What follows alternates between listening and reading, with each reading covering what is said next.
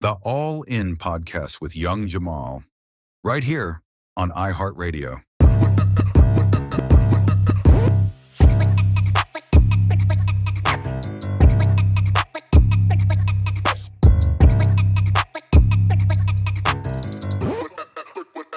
You've made iHeartRadio the fastest growing music app in the U.S. Why? Because we connect you to all of your favorite music and radio stations in one free app.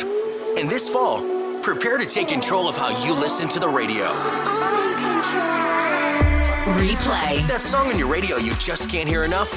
Immediately replay and sing along again. Save. Save the music you love on the radio directly to your playlist. Play. Search for and play any song on demand. Skips. Unlimited skips. Offline. Take the music from your favorite stations offline. Introducing iHeartRadio Plus and iHeartRadio All Access. Your radio now on demand.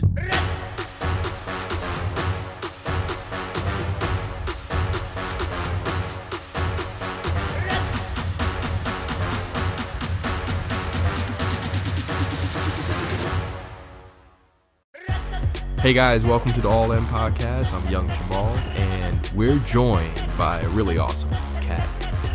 He's an indie filmmaker who, just makes these incredible films. We have in the studio today Abassi Okoro, and I want to start off by saying this, and please bear with me, and I hope this isn't out of pocket, but I'm not in the film industry, right? But when I hear the title of indie filmmaker, the first thing that comes to mind for me is Tubi. And I was introduced to Tubi about a year ago. And I have to tell you that some of the films on that platform is absolutely horrid, right? But then I watched your films and it doesn't reflect that. It doesn't look like what I would think an indie film looks like. And, you know what I mean? Am I saying something wrong here? What is that? Can you explain that to me? Yeah, I completely know what you're talking about. So when Tubi was first introduced, when it first popped up on the scene, I think that was around 2014 or something, 2014, 2015. Right. It marketed itself as a platform for original programming. And if you're in the film industry, then you know what that means. It loosely means indie films and even projects with big budgets that, for whatever reason didn't get distribution or didn't do well or whatever. So Tubi became this sort of hub for indie filmmakers, and really at the time the only hub that was well known enough for guys like myself to get noticed. And there's a lot of films on there, and a lot of them are kind of like what you said. You watch it and you're like, what the hell am I watching? Okay, so you've been making films for a number of years, 5-6 years, right? And so you're still relatively new to the filmmaking industry, correct? Yeah, I would say that I am new in the sense that for about 15 years or so, it was more of a hobby for me. Like everyone else, I was working a 9-to-5, didn't quite see myself making films on a full-time basis. Okay, now that's interesting. Tell me a little bit more about that, and what was that transition like? Yeah, I've always been into the how of things worked. How was it made? How was it put together? How they traded the lighting, right? And people actually hated watching movies with me because of the way I would watch them. And of course, if it was an enjoyable movie, I would enjoy it, but it wasn't the most important thing to me. I didn't go to the movie theater thinking to myself, I'm really going to enjoy this horror film. Right. I'm going to see how the film was made. So, of course, I would put more stock into the color, how it was shot. I would stay back for the 10 minutes to watch the credits just so I can familiarize myself with the different jobs that people had working on a film. And people would even ask me after the fact, hey, did you enjoy the film? Because they would notice that I wasn't reacting to anything. If it was a horror film, I wasn't reacting to the jump scares because I instinctively knew where they were positioned in the film. If there was a movie where the hero saves today, I wasn't cheering. If it was a sad film, I wasn't emoting and I wasn't crying, because those things to me were more in the background. If Right. sense. So you would go to the movie theater and basically just technically critique the film, or is it more you would learn the film? I would say that I went to learn filmmaking because I get you. honestly, I didn't know enough about filmmaking to actually be a critic, but I knew what looked good on the screen because, I truly believe that whatever you're destined to do in life, you sort of already have this hyper sense of awareness about it. And so was the transition easy from a 9 to 5 to becoming a filmmaker? Oh, absolutely not. It took years, literally years, for me to even think I could make that transition. And it took just as many years after that, moving in the direction of that decision. Why was that? I think for me, it was just being raised to believe that filmmaker, artist, musician, painter, those weren't real jobs, because I was taught that a real job is more of a grind. You know what I mean? You get up every morning, you go to work, you wait 2 weeks to get paid so that you can pay your rent or your mortgage, and you stay on that cycle until you retire with basically no wealth, and then you die, and your family goes into debt paying for your funeral and your burial. And so that was our culture. I think that's the culture for most Black Americans. That's what I saw, and that's all I knew. And I didn't know anyone who became a filmmaker or a famous musician or famous whatever artist. And I definitely didn't know anyone Black who became a filmmaker, because my friends growing up, they didn't have parents who would tolerate them becoming filmmakers or musicians. It was more like you need to go out there and get yourself a job so you could pay these bills. Right. I grew up pretty much in the same culture. My mother, who's still alive, she's white. My dad was African American. He passed away about 11 years ago. And he definitely would not have encouraged anything except get your education and become someone who people need. And I remember he would always say to me, Jamal, make yourself a necessity and not a luxury. Meaning, be that person who people need, and not that person people want, but maybe they can't afford you. And so the idea of anything like the professions that you just mentioned was definitely out of the question, because it was, to my dad, it was just so unrealistic. Yeah, exactly. To my parents and so many other parents, it was more like a pipe dream. And as a kid, you can really fantasize all day that, you want to be a basketball player, or you want to be a fireman or a princess. But, at some point in your,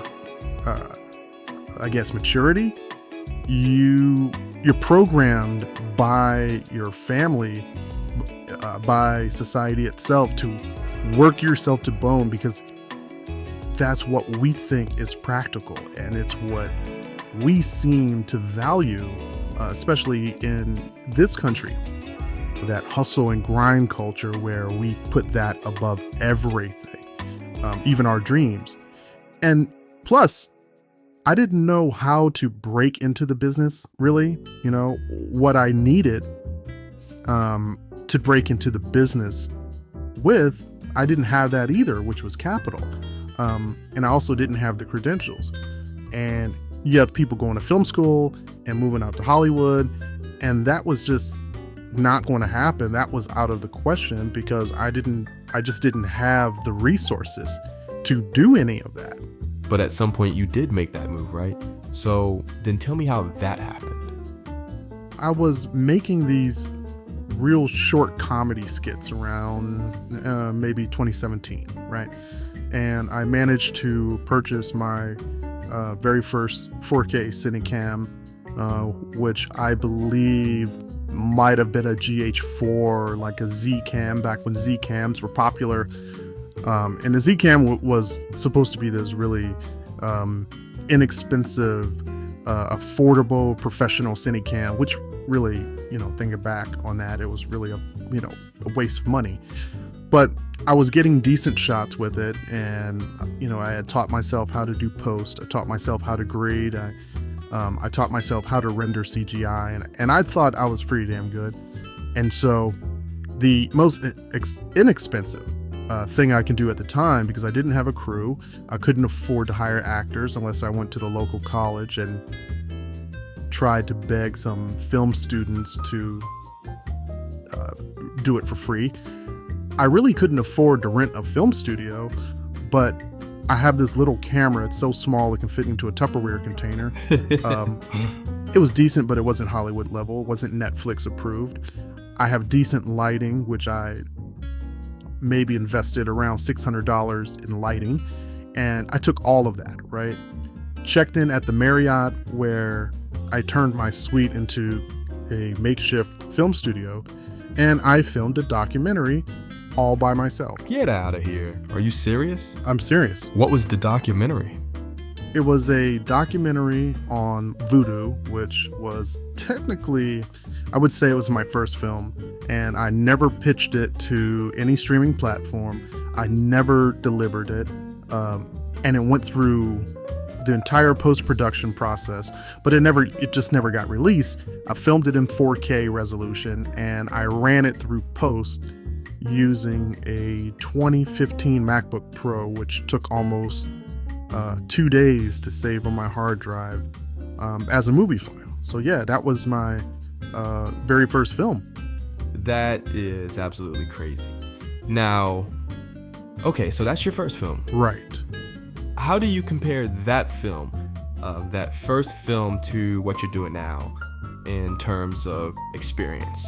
Oh, Jesus, let me really tell you. From a technical standpoint, that the film was a disaster. It was a technical disaster.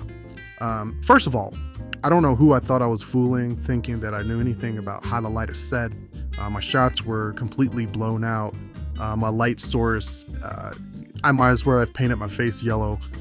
I didn't know anything about cinematic lighting, how to bounce my light, 3-point setup, temperature, hard versus soft. I didn't know any of this stuff, right? And also, I didn't treat the room properly for sound.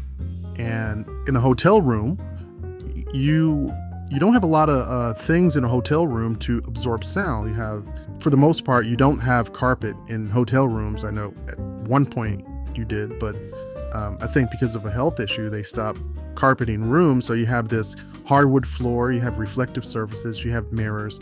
So from the technical standpoint, the film was just, oh my God, it was so awful. And that's why you will never see this film. It will never see the light of day. Okay. Now, from a storytelling perspective, incredible, right? Conceptually, incredible. Information-wise, incredible.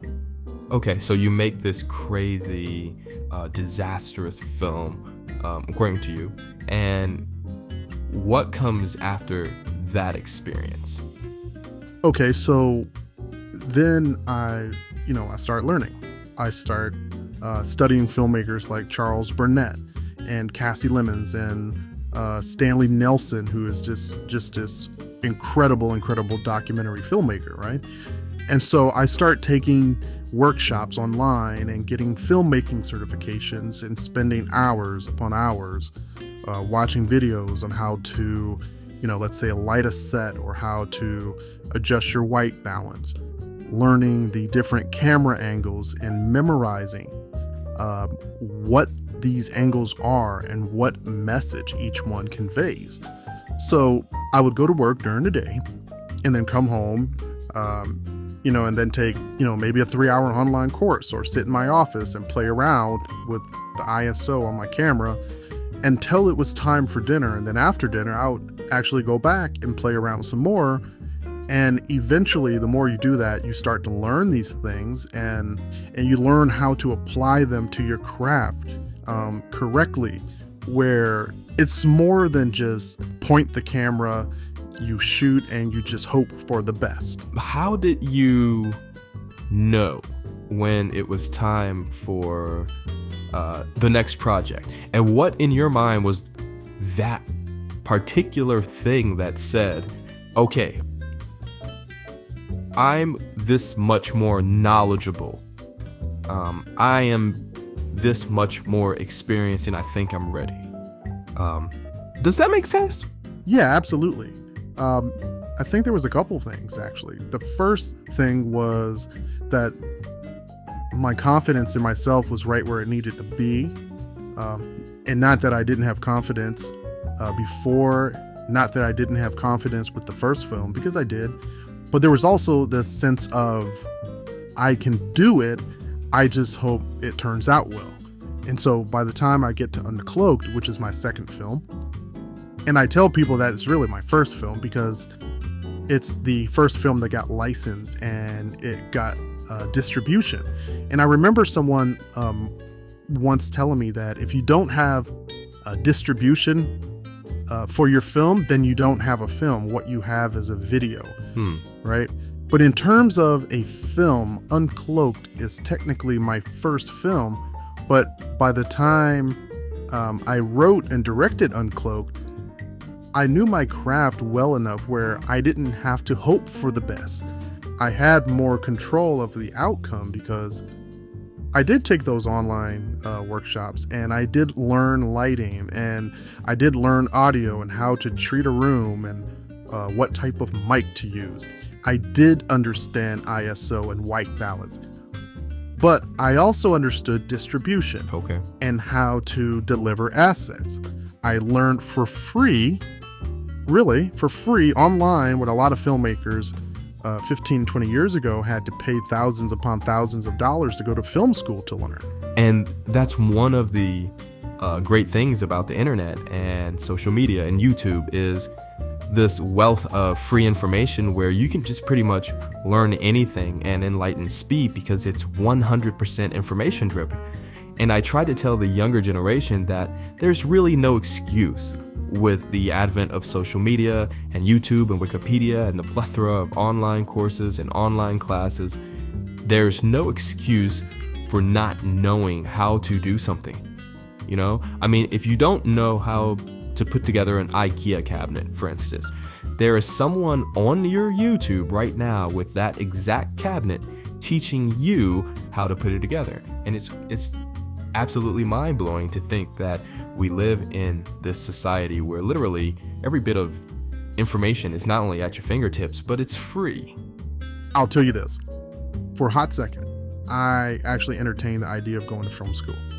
Even at this late stage in my life, I was thinking of how can I maximize my skills and knowledge and make myself more marketable, right? And it's because I think we're programmed to think that we have to spend multiple thousands of dollars to go to this special building across the country or even across town to sit and learn from a professor. Right. I even went as far as getting FAFSA approved. Oh, wow. But then I was like, what is this for? Is it really going to make me more marketable? Is it really going to elevate me as a filmmaker? Or is it going to make myself feel better? Because I think it makes me more legit to say that I graduated from film school, right? And then you realize that some of the greatest filmmakers in the industry, whether we're talking about a Steven Spielberg, a James Cameron, Tim Burton, Wes Craven, Alfred Hitchcock, Stanley Kubrick, Ava DuVernay, Guy Ritchie, Peter Jackson, Quentin Tarantino, never went to film school. never even studied film. Yet every last one of them has won Academy Awards because they have the aspiration and they had the discipline and they had the drive. And, it is just a testament that as long as those things are in place and you have the talent, because you still have to have the talent, then you could pretty much do whatever you want to do. Okay, so you had more control of the outcome, right? You had the knowledge, you had the confidence, because I have to assume that if you had the control and you had the knowledge, then you must be confident. However, you still didn't have a lot of experience, correct? Correct. But everything you do before, during, after is counted as experience. And for me, the best experience is the experience of what doesn't work. Right. And if something works and it turns out to be perfect each and every time you do it, that's great. It's motivational, but I'm just not sure if I would classify that as experience. For me, experience is when you screw up, and it's also when you learn and recover. So I wasn't so much worried about making the same mistakes with Uncloaked that I made with Voodoo, because I had already experienced those mistakes, and I knew what I didn't want the film to look like. But more importantly, I knew what the film should have looked like after having that really bad experience with the first film. And so what I would do is I would go home, watch documentaries on Netflix, and then I would immediately look up the specs. I would find what cameras were used to make that film. If it was a Red and Ari, did they use prime 70 lenses, anamorphic? What was the aspect ratio? What's the master format, the source format? What's the sound mix? What's the runtime? And I would learn these specifications based on what I wanted my film to look like. And so I mimicked those specifications. So Uncloaked made me ask all the right questions. Does my film look cinematic? Does my lighting reflect documentary style lighting? Does my film look overproduced? Does it look like broadcast television? Is there enough grain in my film?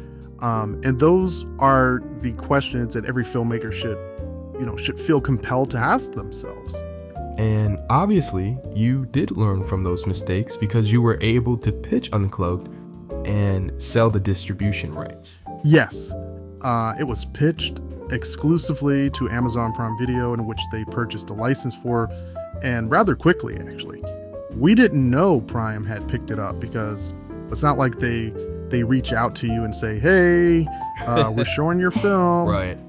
You pitch it, you forget about it, and I had delivered it to Amazon much prior. It wasn't really until 4 or 5 months later. I just happened to be on Prime Video looking for something interesting to watch, and I'm scrolling, and at first I just scrolled right past it, and then my late reaction, of course, I'm like, wait a minute, what did I just see?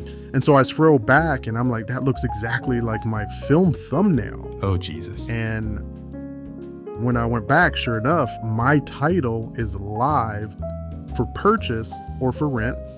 And I had no idea that it was there, and I had no idea how long he had been there, running live on the platform. That's insane. And, I know a few years ago, Amazon Prime's online analytics and their slate for filmmakers wasn't as intuitive and user-friendly as it is today. Now you can go to your analytics page as a filmmaker, and you can see your performance metrics and your insight reports, and they have very detailed financials, and it breaks down your earnings, in the way that's very comprehensive. And I think then it was, all that information was just kind of all over the place. And as a filmmaker, it's really your responsibility or your agent's responsibility to follow up on that and to, check your status and make sure you're constantly in good standing. Wow, that's crazy. Another learning curve, obviously. So in the entire learning curve, right, that you explained, what was the most challenging part of all of that? Was it the learning from your mistakes with that first film, or was it something else completely different? I think it was just not knowing in general. You know what I mean? Okay. I don't mean not knowing how to do something specific, because that was really never my issue. I learned fairly quickly how to do things, and I don't typically have very steep learning curves. If I have to learn, for instance, biochemistry, and I have 6 weeks to do it, I can learn it in 4. And I've always been able to retain and comprehend complex ideas, ever since I was young. So the problem has never been, how do I do this? Because I'm going to figure it out, no matter what. Oh, okay, I get it now. My biggest challenge, I believe, is, okay, I've figured this out. I've solved the riddle. Now, what do I do with this information? Okay, so what do you mean by that? So, and this is one of the negatives about the internet, because like you said earlier, some of the things that makes the internet so great is all the information at your fingertips, which I agree. But the downside to that is that while there is all this information at your fingertips, there's also a lot of misinformation and conflicting information and confusing information. It's almost like having so many choices that you're actually discouraged from actually making a choice, because it's easier to just walk away altogether than to stand around another minute confused. So, for instance, what's the best microphone to use for filmmaking, right? Is it a pencil condenser, dynamic? Is it bidirectional, omnidirectional, cardioid, lavalier, shotgun? Is it a boom? Is it a wireless, XLR, right? And then once you figure that out, you have to figure out, well, what's the best brand? Is it Rode? Is it Audio-Technica? Is it Sennheiser? You know what I mean? What lighting do you use? Fresno, practical, CRIs, HMIs, open face, fluorescent, LEDs. And also, what camera do you use? Do you use a digital, a DSLR? Do you use a mirrorless, a cinema? What type of lens? What type of bounce board? What type of drone? So there's just so much out there that everyone swears by everything. And then you buy a piece of equipment, and 3 months down the line, someone on YouTube is saying, oh, well, this equipment over here is now obsolete because Sony just came out with their new blah, blah, blah. And now here you are with an obsolete piece of equipment that you've just spent thousands of dollars on. You just have to be careful, because you can fall into that trap of what I call gear acquisition syndrome, where you're just buying every little thing you see being endorsed on social media by some videographer who is getting paid by that company to review that particular item.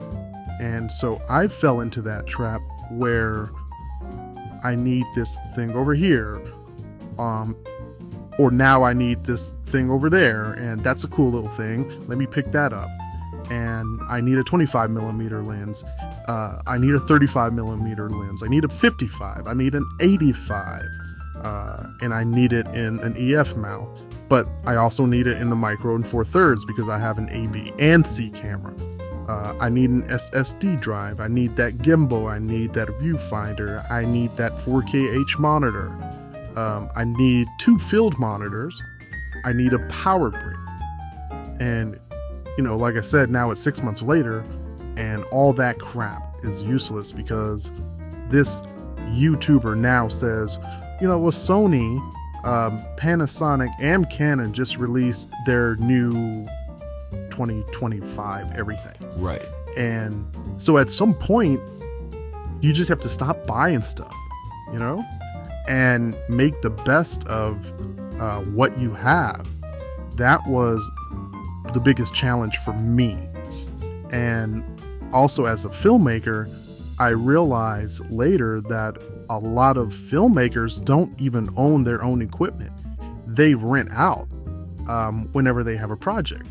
And I thought I needed to have this warehouse full of equipment.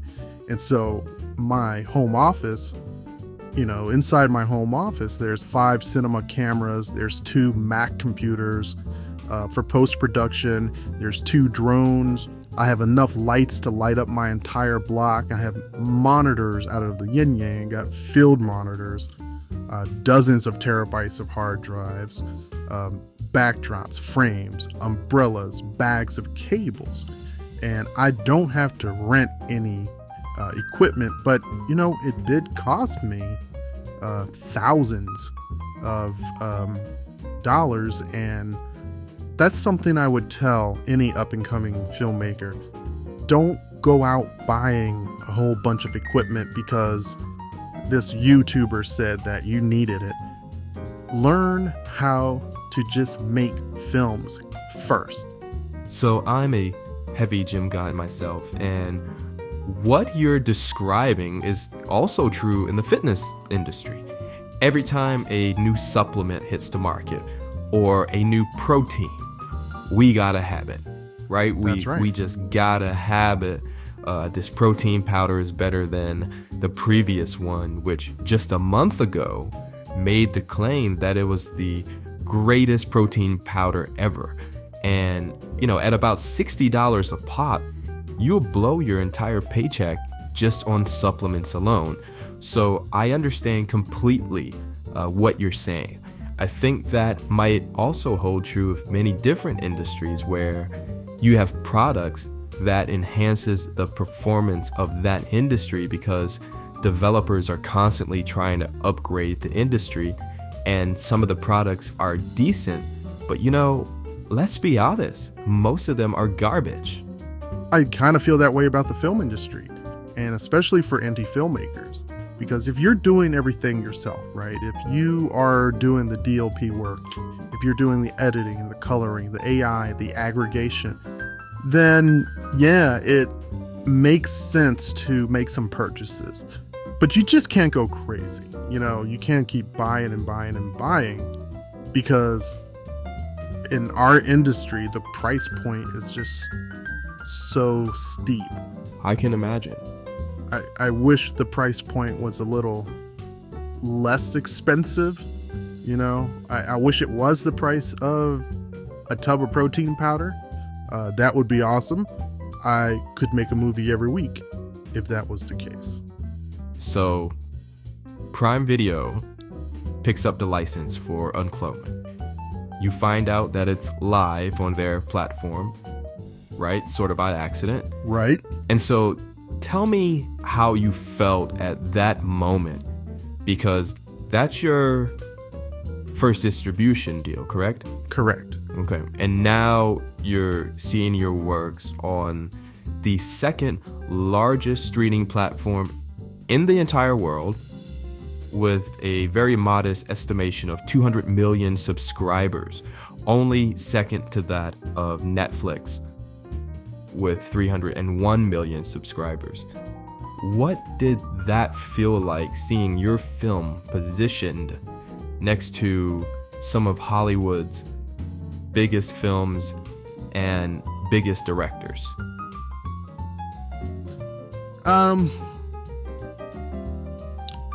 I'm not really a hyper expressive, I guess you can say. I'm not a really hyper expressive guy when I'm excited, and I do get excited, but I'm also very calm and I'm very reserved. So I don't know, man. It was a strange feeling for me. It was almost like it was someone else's film. Okay. I knew it was quality work, but I also knew that once you do your part and you release your work, regardless of how much time and hard work you've put into it, it's no longer up to you. It's actually up to them. Right. So when I saw that the film was live, and especially on Prime Video, and I think that was the only platform I pitched it to. And Prime Video, like you said, is one of the top 5 platforms along with Netflix, Disney Plus, HBO, and Paramount. You're now in good company, right? Right. So that's the moment you start to question yourself. And before I pitched it, I had no conflict with my skill level. I knew I was putting out good stuff. I met all the technical requirements. I passed the QC process with flying colors. Perfect. You know what I mean? Perfect. I had marketed the film on social media as coming soon, created a couple trailers, 2 different versions of the trailer for the film, because you want people to go for it. And in the moment you see that people went for it, there's this sort of oh shit moment, right? And that's when you start to second guess yourself. Is it really that good? And so now you're thinking, okay, people are going to watch this and they're going to be like, this is some bullshit. So that does creep in, and it really screws with your head. And any filmmaker, whether they work for a major studio or indie, who tells you that they've never second guessed their works once it got picked up, and they didn't suddenly feel the pressure of hoping that the film delivers and stands up to the hype, they're lying. Trust me, they're lying. So for me, it was like, the ship just got real. Yeah. And that's not always a good thing. That's not always a good feeling. And this was 4 years ago, and the film is still doing numbers now. And now I can get excited because it stood the test of time. And I remember a friend of mine, when I was kind of going through that phase of second guessing myself, a friend of mine challenged me to find out how many first-time indie filmmakers delivered their own film directly to one of the top 5 platforms in the world with no pitch deck meeting, no investors, no IMDb presence, no name recognition, and then got picked up. That's amazing. And honestly, that is a testament to not only your skill, but your confidence in yourself to say, hey, I'm going to pitch this film to one of the major platforms instead of some independent movie house or some film festival. Now, why didn't you go the film festival route? Or did you go the film festival route? Believe it or not, film festivals have even stricter submission requirements because they have to maintain their exhibition license, right? Whereas on a streaming platform, any legalities is solely on the filmmaker himself. And I did consider film festivals. It's a lot of work. You have to take time off, long days, sometimes long weekends, a lot of marketing, Okay. a lot of promoting. And I'm just not good at all-day festivals, But if you're looking to network, then it's really the best way to laterally network and make those professional connections. Now, do film festivals even matter in an era of streaming platforms, and especially now that you have all types of platforms for all types of genres, even independent films? So how relevant are film festivals even? I think the relevancy of film festivals is, like I said, networking. Because you're not going to get a Netflix contract there. You're not going to bump into, let's say George Lucas, and he's going to be like, hey, direct my next Star Wars film. Right. So the purpose or purposes of festivals are: one, using the festival to win laurels for your film, which of course adds credentials to your project once it gets picked up. But even after the festival, your film still has to get picked up. You just have a better chance of getting picked up if you win a festival. And you'll see these movie posters, and on the top of the poster, they'll have these laurels, and it'll say, winner of the 2025 Sundance Film Festival, right? The other purpose for festivals is that it gives you an opportunity to get some name recognition out there, but you have to pretty much be on the road, almost like you're on tour for months and maybe even for years with your one film, for people to even remember your name and to remember your film. And hopefully later on, when it's time to look for investors, you can maybe get a meeting if you're lucky. Ask for a few $1 million for your budget, hoping that they'll remember you from all these film festivals that you attended. But no matter what direction you go in, it's always going to be a hustle either way. And so I think it just boils down to what type of hustle are you comfortable with. So from what you've learned thus far in the industry, what advice would you give filmmakers trying to break into the business?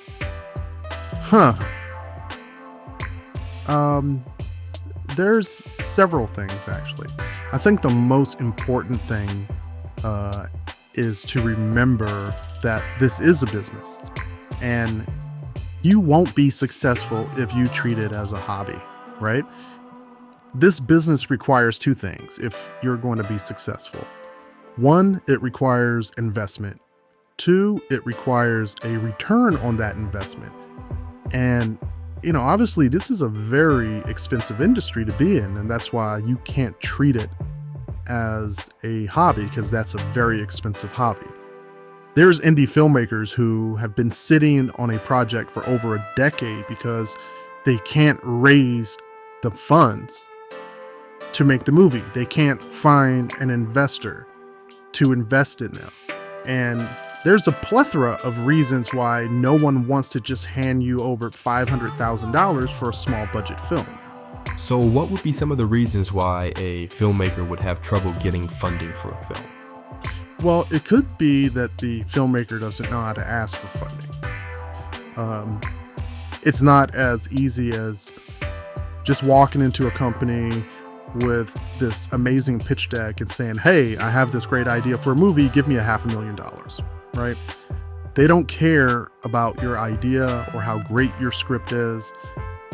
They might not even ask you what the movie's about. The only question they're actually concerned with is, how are you going to guarantee a return on our investment? In which case, if you don't have a viable, comprehensive sales forecast, because remember, this is a business, so you have to walk in as a business person, not as a filmmaker. So you need to know what private equity financing is. Because if you make a film and the film flops and you don't make a dime, equity investors don't have to be repaid. But if the film does great, they get a share in the film's profits, as opposed to debt investment, where if the company finances your film and you don't make anything from it, even if you do make something from it, you have to pay that money back no matter what happens to the film. So if I understand this correctly, in equity investment, you're essentially exchanging funds for ownership stake in the film, correct? Correct. And it's actually not a bad deal. It's just a different type of profit sharing. And for an indie filmmaker, your goal should be to get your film made. That should be your main goal, is to get your film made and get your name out there. Because if you're lucky, right, the film will do a few million gross, and you'll have a film, this amazing film that you made with a modest budget. Everyone's happy because you turned a profit. Instead of a film that doesn't do great numbers, but now you're paying installments for the rest of your life to an investor who gave you $500,000. Okay, and Now, what does that split look like in terms of investment? What does the investor get in an equity deal, and what would a filmmaker get? I'm assuming the investor would get 100% of their investment. Am I on the right track? So the standard deal in the industry is what we call 120 and 50. And how that breaks down is, let's say you have this film and it does turn a profit. Your investor gets 120% of their initial investment, so they get their full investment back plus 20% interest on that one-time investment. So let's say they invest $500,000 into your film. Their investment return is actually $600,000 right off the bat. Okay, got it. And so now what is the actual profit share of the film? Because that was just an investment, right? Right. Now the profit share, that's typically 50%. That's the 120-50. So the investor gets 50% of all future profits. So if your film had a budget of $500,000, but let's say it made $8 million the first year, you as a filmmaker, after the return on investment, you're still left with $3.5 million. You pay your cast, you pay your crew, and that payout is, of course, dependent upon how big your cast and how big your crew is. So you might want to keep your cast and crew relatively small. Now, let's say you pay them out of that $3.5 million, you pay everyone with $500,000. You're still walking away with $3 million. Now, a filmmaker who can't see the forest for the trees will look at that and probably complain and say, oh, well, that's highway robbery because I had to pay my investor 20% interest, and I had to pay my cast and crew, and I'm only left with this small amount of money. Well, it wasn't your money to begin with, right? Someone gave you that funding. So you turned $500,000 into $3 million just for yourself, and you're still going to make money off that title for years to come. Not to mention, you now have made a name for yourself. You now have a successful sales ledger that you can use as to negotiate as a leverage for future investment deals for your next films.